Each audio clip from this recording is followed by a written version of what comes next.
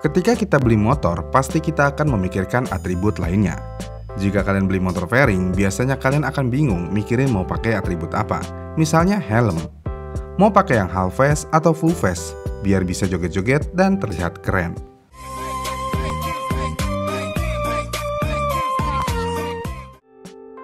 Ini berbeda lagi jika kalian membeli motor matic.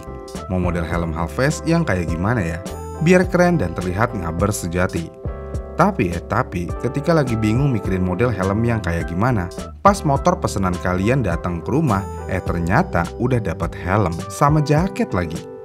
Udah paket komplit banget nih, nggak perlu repot-repot dan ngeluarin uang lagi. Tapi kalau dilihat-lihat lagi, kok helmnya begini ya?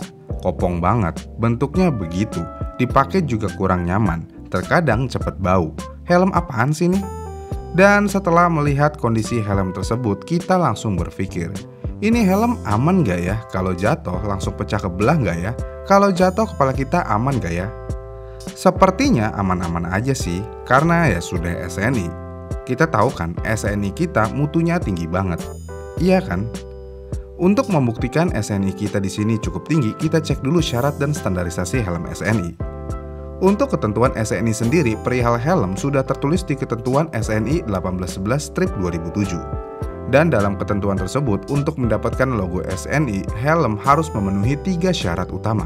Yang pertama, dibuat dari bahan yang kuat dan bukan logam. Tidak berubah jika ditempatkan di ruang terbuka pada suhu 0 derajat Celcius sampai 55 derajat Celcius selama paling sedikit 4 jam. Dan tidak terpengaruh oleh radiasi ultraviolet, serta harus tahan dari akibat pengaruh bensin, minyak, sabun, air, deterjen, dan pembersih lainnya. Kemudian yang kedua, bahan pelengkap helm harus tahan lapuk, tahan air, dan tidak dapat terpengaruh oleh perubahan suhu. Dan yang ketiga, bahan-bahan yang bersentuhan dengan tubuh tidak boleh terbuat dari bahan yang dapat menyebabkan iritasi atau penyakit pada kulit, dan tidak mengurangi kekuatan terhadap benturan maupun perubahan fisik sebagai akibat dari bersentuhan langsung dengan keringat, minyak, dan lemak si pemakai.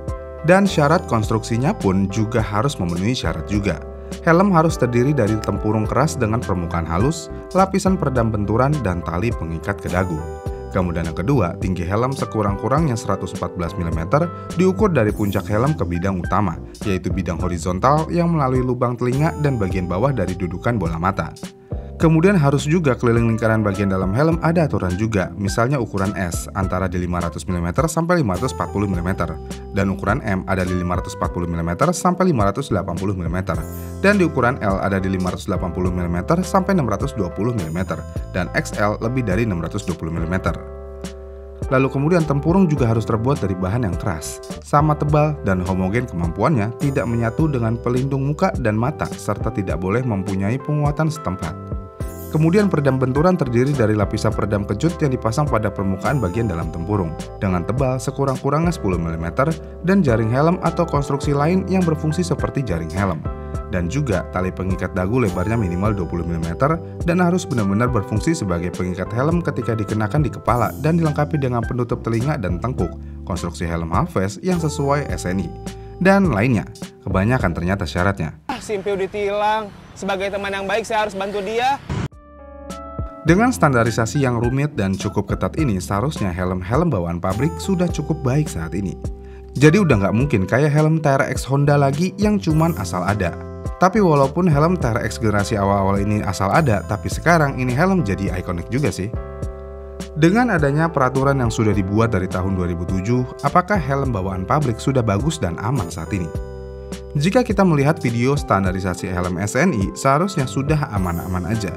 Karena jika sudah dealer yang mengeluarkan helm tersebut, berarti label SNI-nya harusnya asli, nggak mungkin bohongan, iya kan? Tapi kalau mau kita bandingkan dengan helm aftermarket yang memiliki standarisasi luar negeri, misalnya DOT, sepertinya helm aftermarket jauh lebih baik dan aman. Tapi DOT juga tidak cukup aman jika dibandingkan dengan standarisasi Snell. Buckets aren't tested for roll-off, so I guess I'm just getting slapped around all over again. Ya memang semua ada tahapannya dan harganya. Helm dengan standarisasi SNI akan jauh lebih murah daripada DOT, sedangkan helm yang berstandarisasi DOT akan lebih murah daripada yang bersertifikat Snell, dan Snell akan lebih murah daripada yang bersertifikat FIM. Dengan banyaknya yang standarisasi, apakah helm SNI termasuk yang paling lemah dan bisa dibilang helm SNI cukup mematikan? Bisa dibilang sayangnya iya. 1, 2, 3. Banyak orang yang sudah melakukan testing antara helm SNI dengan helm DOT. Hasilnya cukup jauh. Walaupun memang helm bukan penyelamat pasti untuk menyelamatkan nyawa kita saat berkendara, tapi setidaknya helm adalah hal pertama yang menyelamatkan nyawa kita jika terjadi benturan di kepala. Jadi lebih baik buang helm berlogo SNI dan gunakanlah helm yang berspesifikasi DOT atau Snell atau yang lainnya sekalian. Kemudian selain dari segi keamanan, kita juga bisa bandingkan dari segi kenyamanan. Helm ATPM dinilai banyak orang kurang nyaman. Kenapa bisa? Ya karena busanya keras, ya tentu aja. Bahannya agak kasar, ya tentu aja juga. Dan terakhir, tidak ada sirkulasi udara yang baik di dalam helm. Dengan kombinasi tersebut, sudah bisa dipastikan helm ini akan membuat kulit wajah kita gatal jika sedang keringetan. Dan juga kepala kita jadi bau yang berujung jadi ketombe. Ha, pantes. Ini sih drama ketombe helm. Lalu selain kenyamanan, kita bisa lihat dari segi desain. Nah, kalau dari segi desain ini sangat subjektif banget ya, karena menurut saya bagus belum tentu menurut kalian bagus, dan sebaliknya. Tapi kita setuju nggak sih kalau helm dari Honda, khususnya yang TRX Half Face, bentuknya ngebosenin banget. Nggak ada lekukan, cuman bulat doang kayak semangka. Dan warnanya pun cuman hitam doang dengan tempelan logo Honda di bagian belakang dan depan aja. Honda benar-benar ngasih helm cuman kayak asal ada aja. Ditambah kalau udah dipakai beberapa lama, ini visornya sering banget kendor. Paling diakalinnya kita sumpel pakai bungkus rokok.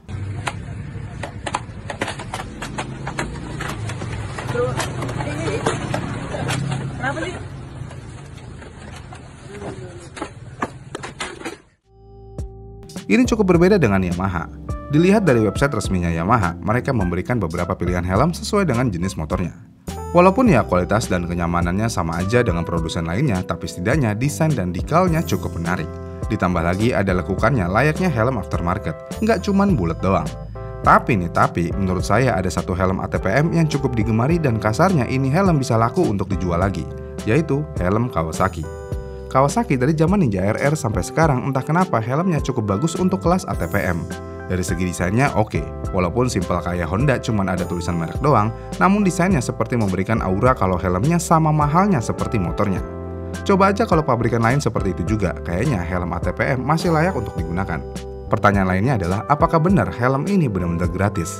Sayangnya tidak. Helm yang kalian terima secara gratis ini sebenarnya sudah termasuk dalam HPP penjualan motor. Jadi kasarnya kalian dipaksa membeli helm. Lalu kenapa pabrikan harus memaksa kita beli helm? Sayangnya, ini adalah peraturan yang tertulis oleh pemerintahan kita untuk setiap produsen menyediakan helm dan kelengkapan berkendara lainnya. Jadi ya, mau nggak mau kita harus membeli barang yang tidak kita inginkan.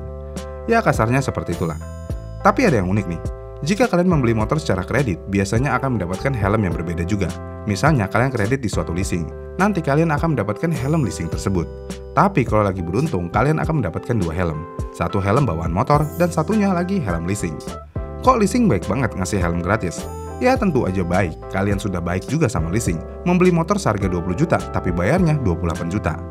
Tapi ya, walaupun demikian, leasing cukup membantu untuk sebagian orang. Ada satu fakta menarik lainnya nih. Pada tahun 2009, ketika produsen disuruh memberikan helm yang benar-benar layak untuk customer, banyak pabrikan dan lainnya yang mengeluh dengan menyatakan, kami bukan jualan helm.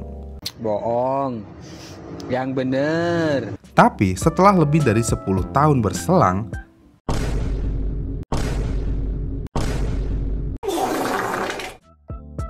ya, itulah yang terjadi jika suatu pabrikan dikasih sesuatu yang harus mereka lakukan. Semuanya diambil pada akhirnya. Pabrikan tidak hanya menjual motor dan spare part aja saat ini. Oli, helm, jaket, sarung tangan, atau bahkan nanti sampai skincare anti kepanasan kemungkinan juga akan dijual. Apakah hal itu salah? Tentu aja tidak salah. Malah hal yang bagus. Karena kita sebagai pecinta satu merek, bisa membeli semua produk merek tertentu dengan cara one stop shop. Enak kan? Bagaimana nih menurut kalian tentang helm ini? Komen di kolom komentar di bawah ya, dan sampai jumpa di video selanjutnya.